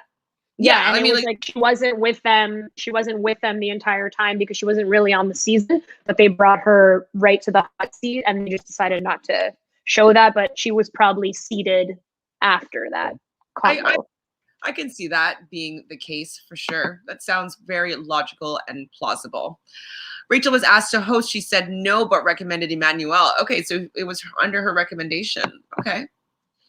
Michael O'Hare, thank you, Moses, the blindside guy. Yes, thank you. I'm sorry that I misspoke, everybody. I just always thought that. Emmanuel is such a great speaker. He's one of my favorite sports analysts. He has a lot of wisdom and a great personality. That's great. Like I'm interested to see what he has to say and how he handles this entire show. From your discussions, your opinion of Chelsea is not clear to me. Is she a mean girl? What are your thoughts? I don't think she's a mean girl. I just think she's that to her was majority positive and probably doesn't enjoy seeing herself and a lot of her friends that she had a good time with being attacked for things that may or may not have happened. So I don't think she's a mean girl. I don't really see her coming for people, but I just think it's like she's just really seeing it through her own perspective and maybe not really seeing it through everybody else's perspective. But I don't think she's mean from what I've seen. Yeah, I agree with you, Tanya. I don't think she's a mean girl. And I think that she is clouded by groupthink and her perspective and her experience. So she's not able, as you mentioned, to have a clear perspective of what actually went down. Even in the rewatch, she probably is putting herself into how it felt for her to be in that situation and feels justified with how when the women came in. And there's also, as was mentioned, there was scenes that were cut out that may justify being annoyed with Katie or whatnot. Mm-hmm. So I don't think that she's a mean girl. I think that we don't see everything. And I think that she doesn't have a clear view of what was happening. And she doesn't really know how to play devil's advocate that well. I think that she thinks that her perspective is the only perspective and is not, doesn't really have compassion for people that are looking in or on the outside of that group. So don't think she's mean, but I think that she's misguided, we'll say. This is only us judging on what we know of her too, right? Like all of these people are multifaceted individuals. So we're just like critiquing what we see and kind of what we see on social, but we don't really know. No, I mean, she doesn't come across as mean to me. No. Tamika says the Katie Bachelorette edit on the women's tell all seem fake. Yeah, I don't think it's the edit. Seems a bit forced. Hi, Realnesss. How are you? Hey, I've been away since Love Island, but I saw you were live. Yes, Realnesss, we're here. I'm going to be on live a lot, so we'll be continuing, obviously, with the season of the Bachelorette. Continuing also with the challenge, starting up 3 times a week, live after the episode Big Brother, and doing RuPaul's Drag Race UK Thursday late evening. So we will be around. I have been considering doing Love Island South Africa, but there's a lot of heat going on about that one. So I'm not sure if I want to go down that rabbit hole right now. Chantele, did you see, this is not related, but kind of on the Canadian broadcast, so I was watching it live on City TV. And earlier in the Women Tell All, there was this ticker that appeared and it said, big announcement coming soon, stay tuned. So I was like, oh, maybe they're going to actually announce the Bachelorette or something like that. And it just like came up. And then in the commercial between like segments, they announced that they're doing Bachelor in Paradise Canada. And that was what the big announcement was. So I don't know if you knew that, but that, yeah. So what, Benoit is going to be the star? Like, it was like the ended, like, I think it was Darren Jones, like the host. So that was like Darren Jones? really, Like, yeah. That, like, cable show? What was it called? And then he was an MTV or Much Music. Much Music, yeah. But Yeah, and I feel like he was like a radio, like he did radio as well. Didn't he have like cable, like? You're right, and you're right. Yeah, that's where I knew him from beforehand. Some like low budget show that he did before he was an MTV, a Much Music VJ. You're right. I can't remember now, but 100%. Yeah, I need to go look that up. That sounds terrible, but I want to cover it. I know. Bachelor in Paradise Canada. Hilarious. Okay, so we catch up soon. Still doing some things, as you know. Okay, Sharad, thank you. To Bean, I think that Katie tried to make it seem like Chelsea was a mean girl until Chelsea spoke up, but then Katie had to admit that Chelsea didn't do anything but be friends with some of the people in the drama. Okay. Brittany on Paradise, I'm sure she'd be asked, and I'm sure she would say yes. Serena P said she didn't find out that Victoria called Ryan a hoe for 2 weeks. And Chelsea said that she didn't find out about Brittany stuff until after asking the new girls if they felt that things were toxic. Final question, Chantele. How do you stay so happy and positive? Your energy is always happy during a pandemic. I don't know.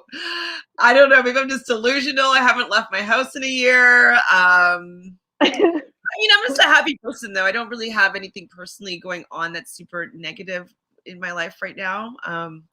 And I tend to look for the silver lining in all things that happen. I think I've had life coaching training, so I have learned to change my thoughts and focus on things that are positive for the most part.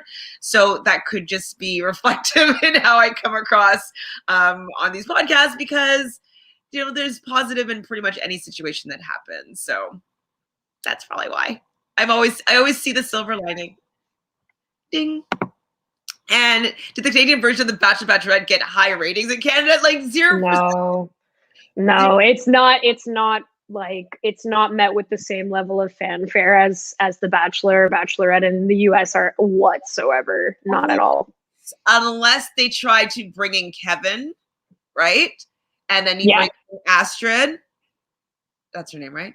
Yeah. And maybe he's going to be hosting it, or like you said that Darren Jones is, but like maybe he's going to be involved and get some of the US fans in there. They'll have Benoit. So Benoit has been introduced in like the Bench Bachelor Winter Games, so he'll be in there.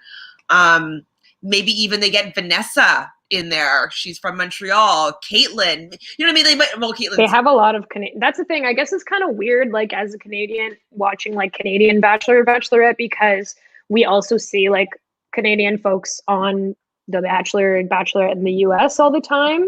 So it's like kind of random that they even have it, but also it doesn't feel the same watching it. The production value is a little bit different. It just, it's not like, I feel like the Bachelor people sit down, they tune in. It's like something that we watch weekly and that everyone's very tuned into. In Canada, the Bachelor is not. The Canadian Bachelor is not that way. No, not really. I mean, I watched it, but like, yeah. Can we get Victoria in the boxing ring? I don't want to see any more of Victoria, to be honest. She's going to be on Bachelor in Paradise. You know that. You're welcome, B Bean. I think they canceled the UK Bachelor for low ratings. LOL. Aw, that sucks. Could they do Serena P for Canadian Bachelorette? Ooh. They were supposed to be filming the new season of The Bachelorette, I want to say in Alberta, but it fell through at the resort that they were going to do it at. But I thought, I wonder if it could be Serena P. But I'd be down for that. She's a Toronto girl. I like her. I'm into it. She's still, I think, too young, personally. She is young, yeah. For the proposal at the end, but I would watch her on her journey to find a boyfriend, basically. Yeah. So that's pretty much everything today. Under 2 hours. Boom, boom, boom. We did it. I thought we were gonna be super quick. I was like, oh yeah, we'll get this in an hour and 15. 45 minutes just fucking disappears. Like, I don't know how that happens. But it's because I love everybody in the comments and I love you and talking to you about this stuff. Yes. It actually is one of my highlights of the week because I don't know, it's cathartic to talk these things instead of just having it run in my ear or in my head or like get on Twitter to respond. No, I like having the conversation and opening up the floor for discussion. So likewise. I look forward to doing it. Me too. You look forward to doing your shirtless mat count. Oh, I'm ready. Yeah.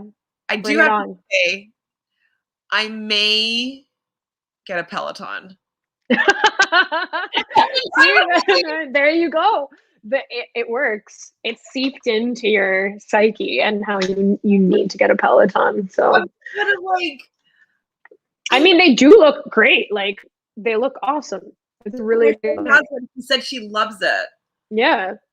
So everyone I know that has one loves it. I don't doubt that it's a great product. I think it's like the advertising is just hilarious. These Peloton segments. Peloton. Yeah. Next season is just on stationary bikes, and then that's how we're doing all of the recaps. Hilarious. There is one thing I wanted to float by you, though, before we stop, just really quickly, a rumor that I read, because we also saw like the preview for the next few episodes before the end. One of the commenters on Reddit mentioned, like, what if, like, theory, we think that he chose Rachel, but already with whatever played down, he either did choose Rachel and she's like didn't choose to be with him, or that she left before he was able to choose her, and that's part of what plays out at the end of the season. It's just a wild theory, but it's not impossible. So you think that, say that again? Say it one more time. Okay, so they're saying that, like, it's possible that he either, like, chooses Rachel and she doesn't choose to be with him, or she leaves or, like, chooses to self-eliminate prior to him choosing her. And that could be what plays out at the end of the season versus him definitely choosing her, which is what we all, like, mainly believe is going to happen. So I just thought that was interesting because I didn't think that was going to happen, but it could. Well, okay, I can go down this rabbit hole with you. Because she was so wanting him to ask her dad's permission, right? Mm-hmm. For marriage. And the dad, the dad's going to say 0% chance it's happening. Now, remember Cassie's situation with Colton. He asked the dad, or whatever, I don't remember exactly how that went down, but the dad said no. The dad was not having it. The dad talks to Cassie, talks her out of potentially getting into an engagement with him. She breaks up with him, leaves the show, fence jump, like then they get back together as just, friends or whatever. Or like boyfriend, girlfriend. So I wonder if Rachel wanted him to ask her dad, so her dad would have to come down and say no, and then she can have an easier out with not wanting to be with him because her dad didn't give him the okay. Interesting. I mean, I could buy that happening. I just thought this was fun, like a fun thing to consider, because we all feel I don't want to generalize. A lot of us feel dead set that, like, he's definitely going to pick Rachel. So it was a nice, like, thought to be like, oh, but what if it's not that way? Because I'd be fine with all of that as long as they aren't together. I don't think they are together. Regardless of how it plays out, I don't think they're together now. I could definitely see her leaving, because I so long that I don't think that she likes him. You called out her crying, the fake of crying at the beginning of the season. I called out the date where she looked like she was repulsed by him. or like just acting, like reacting in a way that wasn't with your person. Yeah. She didn't make eye contact with her mom when she was talking about the man that she wants to get married to. And then her being disappointed that he didn't ask her dad for her hand in marriage. Like her dad was never going to be saying no or yes to the situation. So why would she have wanted him to do that? Yep. Right? I feel like it's to get out. Yeah. She's like, she's like, you didn't ask him? Yeah. Like, you know, like, it's like, I can't accept an engagement without having the support of my, and like, you know, like family and my father and like all of that. Like I could see going down that road totally. It'll be interesting. It seems like a lot of stuff is about to come up in the next few episodes. So, or yeah, like just to touch on what you're just saying, that maybe he does call and ask for her dad's or her hand in marriage, and he says, I do not give this to you. And then maybe that's why he's crying, and maybe with her dad saying that, she decides to leave, you know? Because he did mention that he was like, didn't want to do it until it was actually the right time to do it. And that was part of the reason why he didn't do it when he met her father. So it's not out of the realm of possibility that could happen. We'll see. We will see. Okay, that's a nice little note to leave this upon. Do you have anything you're working on that you want to share with the peoples? Just being me. Me too. I mean, I'm also talking on Reality Pop, but I'll be broadcasting the Big Brother coverages through Reality Realness with 3 S's as well. So subscribe to Reality Pop. Actually, I'll give you this little thing too. So Reality Pop here. Reality TV is kind of a new network that I'm going to be broadcasting Big Brother content through. And then obviously, you know the drill with me here, Reality Realness, 3 S's, you know, let's just make this channel grow because it's fun times, and I would love it to be my #1 focus in life. You know, that'd be kind of cool. Wouldn't that'd be awesome. Anyways, I love you guys. I love all you guys in the chat. Thanks for being so supportive. We really appreciated all your perspective, your comments, etc., kind words. You are what makes this most enjoyable, this whole thing. So thank you everybody for joining us today. We'll see you again a few times today because I'm going to be back on live like 3 more times today. So big day. big day. Ciao, peoples.